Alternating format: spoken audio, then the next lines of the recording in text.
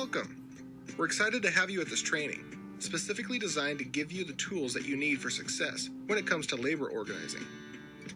During this course, we'll cover several important topics, such as our position on unions, associate rights, signs of employee disengagement, and how to identify, escalate, and address associate concerns.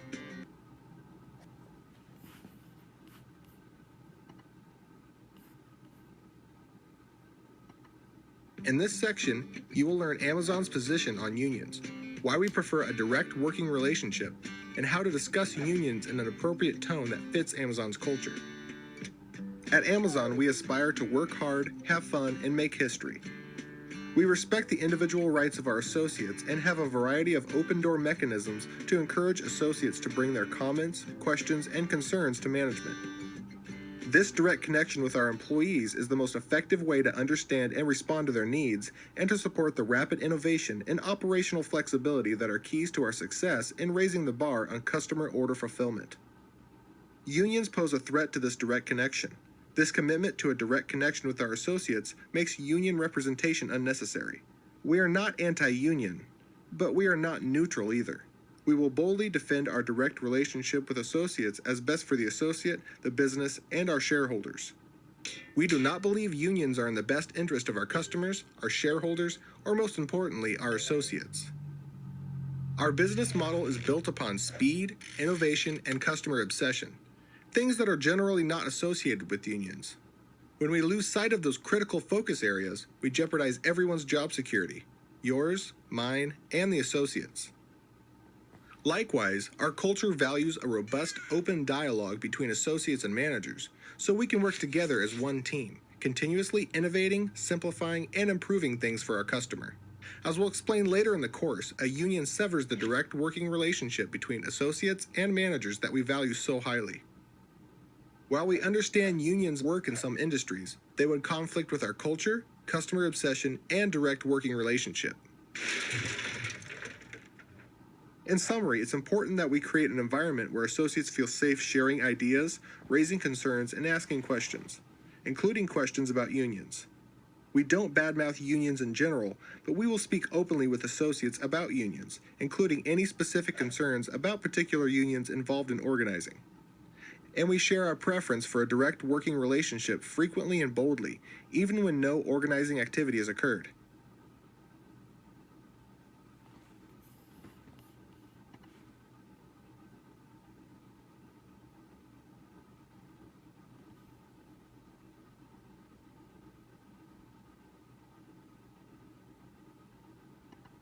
Now let's listen to 4 managers talking to associates about unions. When you've heard all 4, choose which one most closely reflects our position on unions.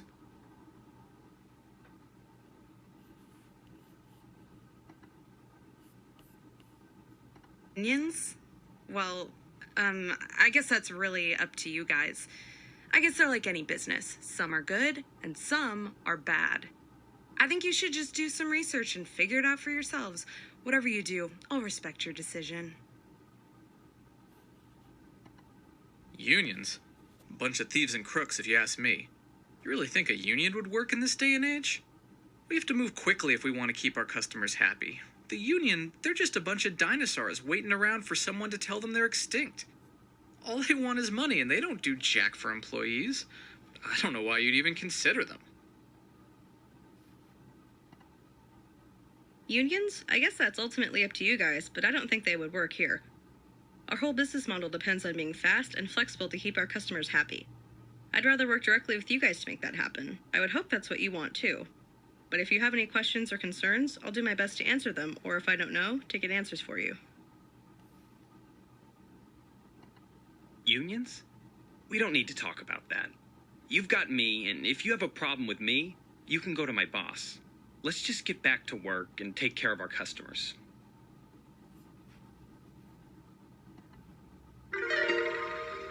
Correct. The manager is acknowledging associates' right to choose for themselves, but is expressing our position on unions, that we would rather work directly with associates. The manager is also offering to keep an open dialogue with associates to help answer any questions they have about unions.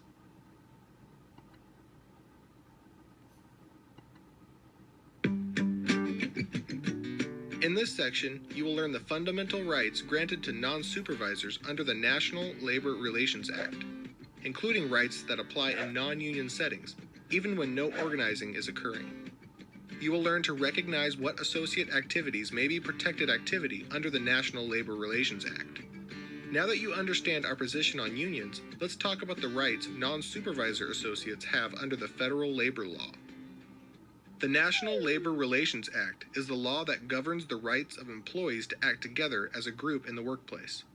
It is intended to promote stability in U.S. labor relations, end labor-related violence, protect employees from discrimination because of their union-related beliefs, and establish clear procedures to determine whether employees want to join a union. One of the most basic rights the law gives employees is the right to self-organize. Employees can form their own union, with or without help from any third party. Of course, they also have the right to assist existing unions and to join existing unions. The important thing to remember is that employees have the right to decide if they wish to organize. If they do, they are free to determine how to organize and whether to involve third-party unions to represent them. Managers and supervisors are agents of the company, may not join unions, and must not interfere with employees' rights. Employees have the right to act collectively. In other words, employees are considered to have strength in numbers. They have the right to band together for mutual aid and protection. What this means is that employees have the right to compare notes, to discuss things like their wages and benefits to see how they are being treated. They have the right to take concerted action, to act together to gain the protections inherent in being part of a group rather than taking individual stands on issues. They have the right to support their coworkers. For example, supporting a coworker who is facing discipline that they feel is unfair. While management does not have to agree to employee demands, regardless of the size of the group involved, it must respect and protect the employee's rights to band together. While employees have these collective rights, some employees prefer to be treated individually, rather than as part of a group. Employees therefore have the legal right to refrain from forming or joining unions, collective bargaining, or otherwise taking concerted action. Ultimately, it is up to the employees to decide whether to participate in these activities or to refrain. The National Labor Relations Board is a federal agency with broad authority over the employees' rights covered in this module. The NLRB investigates unfair labor practice allegations, that is, alleged violations of the federal labor law, such as interfering with employee rights. Unfair labor practices can be committed by either an employee or a union. It is important to remember that unfair labor practice means something that is unlawful. Several things that workers or unions might argue are unfair in the ordinary sense of the word, such as a particular wage scale or employee layoffs, are completely lawful and therefore not unfair labor practices. We often associate employee rights with union organizing, union elections, and unionized workplaces. But employee rights apply at all times, not just when a union is trying to represent employees or has already been elected. Employee actions in non-union workplaces can be protected even when employees don't have and don't want a union. Examples would include an employee demanding an increase for all associates or complaining about a work rule that impacts his or her coworkers.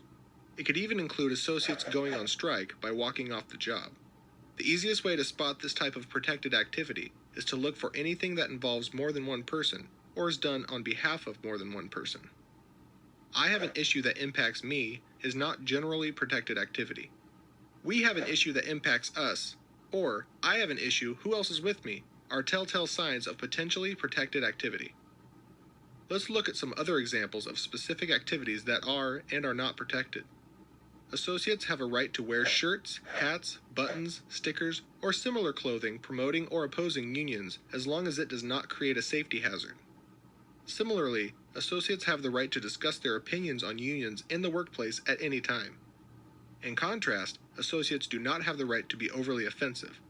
For example, using unacceptable profanity in their t-shirt slogans or speech. Employers have a right to address such issues, but must remember to focus on the offensive language, not whether the opinion favors or disfavors organizing.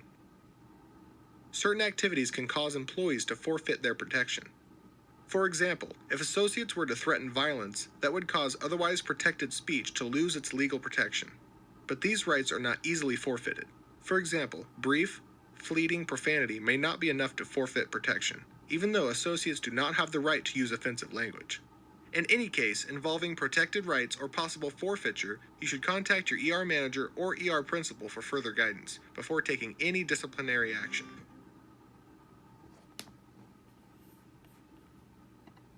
Listen to each of these hourly associates' comments and answer whether the comments are likely protected under the National Labor Relations Act. You're being totally unfair to me. I work my butt off. All you do is ride me all day. It doesn't matter how much I pick. If I'm off task for 5 lousy minutes, you're out there asking me, what's my barrier? What's keeping me from working? I know what you really mean is, what's wrong with you? You don't respect me. All you do is take, take, take.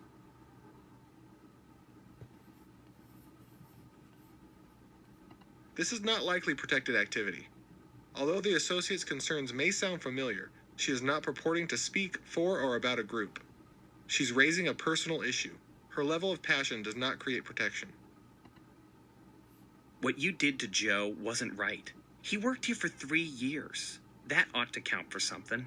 He made one screw up. I know it was TDR, and believe me, I get how serious that is. But it ain't right that you fired him after 3 years for one lousy mistake. This is likely protected activity. While this is all about Joe's personal situation, it is not Joe that is raising the complaint, but rather one of his coworkers. Coworkers have a protected right to speak up for each other. The Tech 3s deserve a raise. We know you gave Taylor $1 an hour raise. She's only a Tech 2, but she makes more than me, Abel, and Glenn. This is likely protected activity. The associate is advocating on behalf of not only herself, but other associates as well. While we might prefer associates not to discuss their compensation with each other, that's a right they have under the National Labor Relations Act. The right to band together to change terms and conditions of employment would mean little if employees could not discuss those terms and conditions openly. You need to do something about Raji. He doesn't know his ass from a hole in the ground. Because he can't plan, they had to offer VTO to 10 of us last night. We shouldn't have to drive all the way here just to be sent home.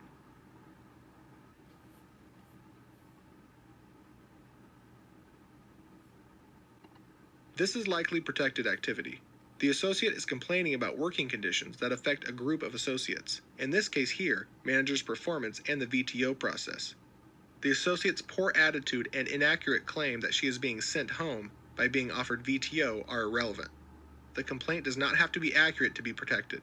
The insult and profanity, while inappropriate, are not so extreme as to forfeit protection.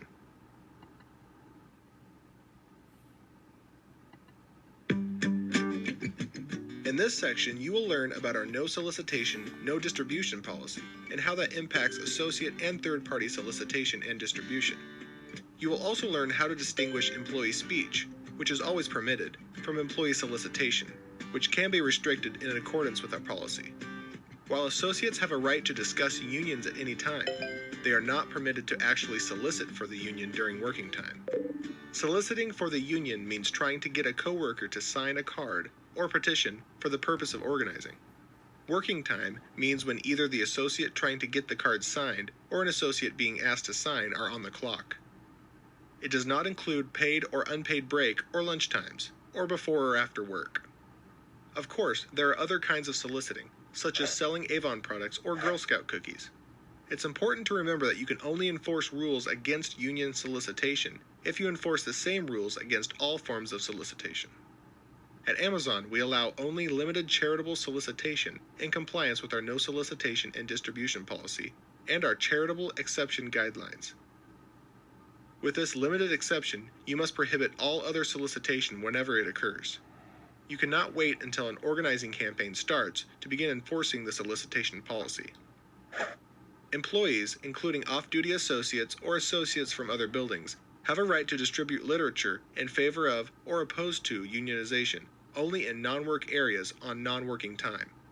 This would include, for example, in a lunchroom during lunch break, or in the parking lot before or after work.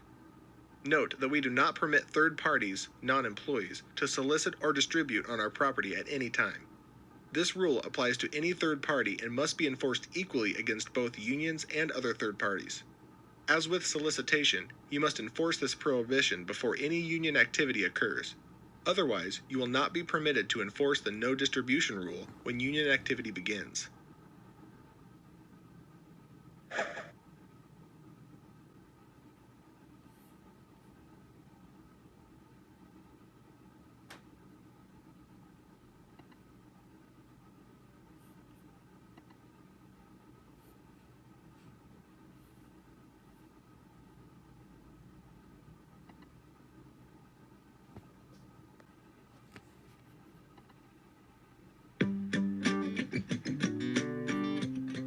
In this section, you will learn about the warning signs most commonly associated with early union organizing, as well as other warning signs that could indicate associate disengagement, vulnerability to organizing, or early organizing activity.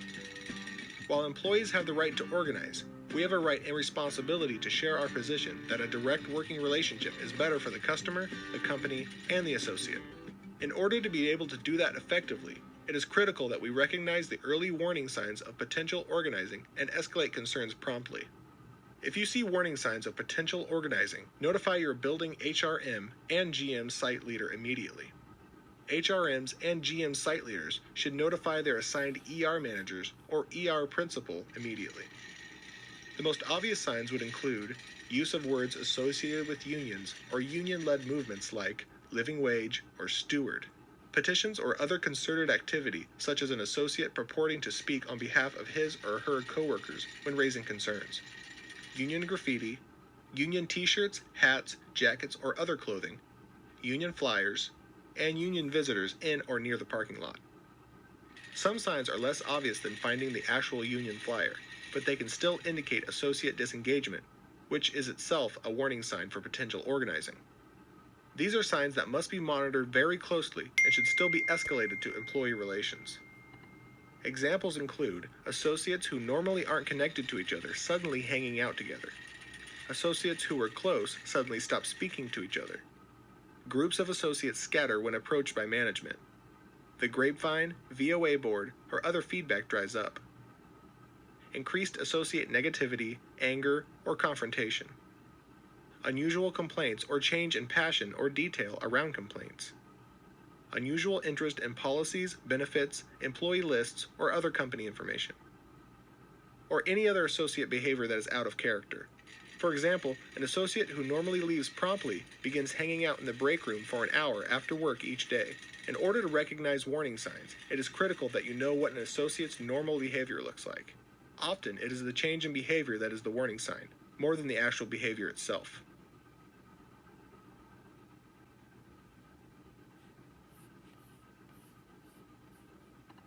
Thanks for the feedback yesterday. It was tough to hear, but at least I know what I need to work on to be a PA.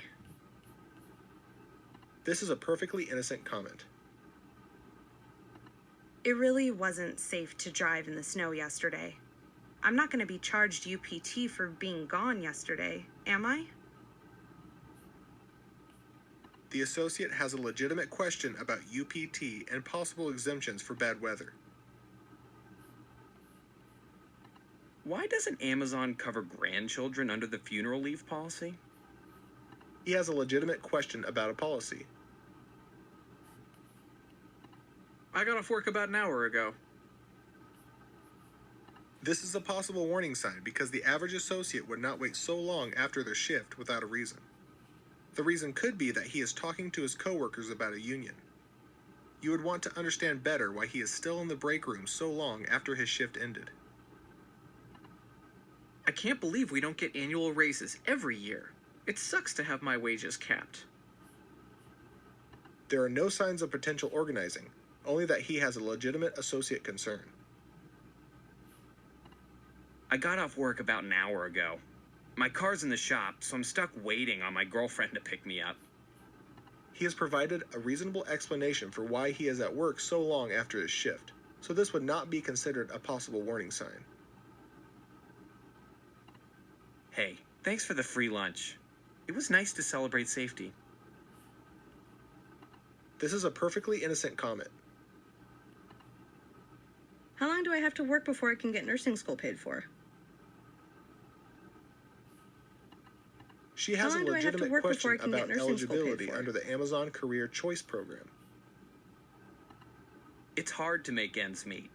I don't know. You guys don't pay a living wage. This is a possible warning sign because living wage is a concept unions push for, that every job should pay enough to support a family of 4. Hey, I was just trying to remember Adam's last name. Could I get a copy of the site roster? This is a possible warning sign because she is asking for something that would be of great value to a union for organizing purposes. Her request doesn't seem in line with her stated purpose of trying to figure out a single associate's name.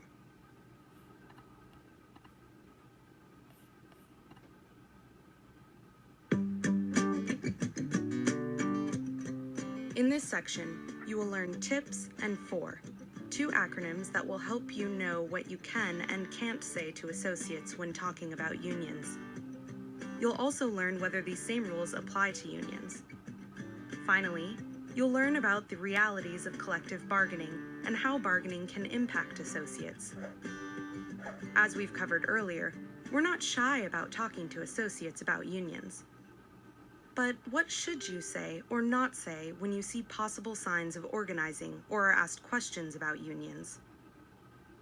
This section will help you understand the legal do's and don'ts, as well as how to apply them consistently with our philosophy about unions. We'll start with the don'ts, but don't worry, there are only a few things that you can't do, and you wouldn't ever consider most of them. You can remember what these don'ts are by remembering the acronym TIPS. TIPS stand for threaten, interrogate, promise, and spy. You can't threaten an associate to dissuade them from wanting a union.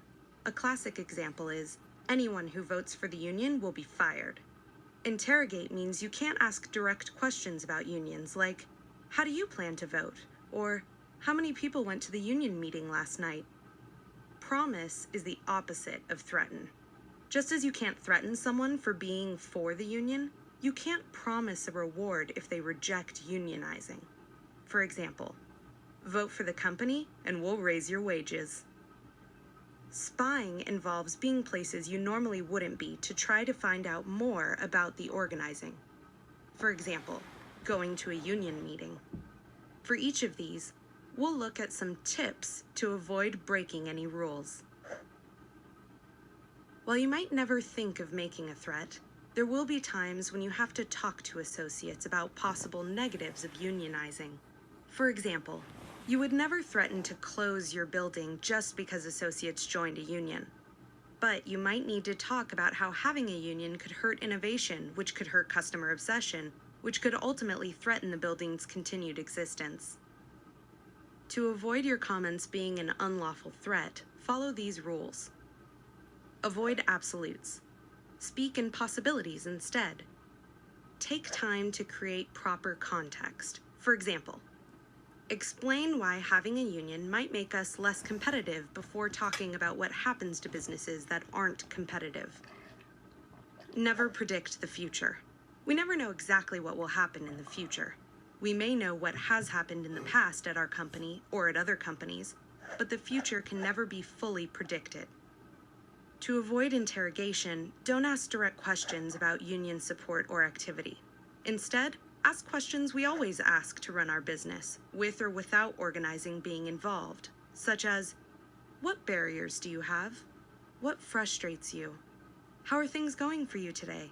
Is this a good day or a bad day? What's the latest word on the floor? Lastly, use the power of silence. People tend to fill silence and talk more to avoid uncomfortable silence. If you're speaking about a topic, like a recent union meeting, using well-placed periods of silence may lead associates to volunteer additional detail. And remember, it's almost always better to listen than to speak. To avoid unlawful promises, don't condition something we will do with a particular organizing result. Never speak in terms of, if you do this, then we'll do that. Don't commit to anything other than communication when you're discussing organizing. Our commitment is that we will share our opinion, provide the answers to associates' questions as best we can, and then let associates make their own decisions. To avoid spying, establish routine patterns of associate engagement. For example, make it a point to regularly talk to associates in the break room. This will help protect you from accusations that you were only in the break room to spy on pro-union associates. When you do overhear conversations, you do not have to leave or tune the conversation out as long as you are attending to your business and not eavesdropping. But to avoid even the appearance of surveillance, you can go a step further and join conversations appropriately.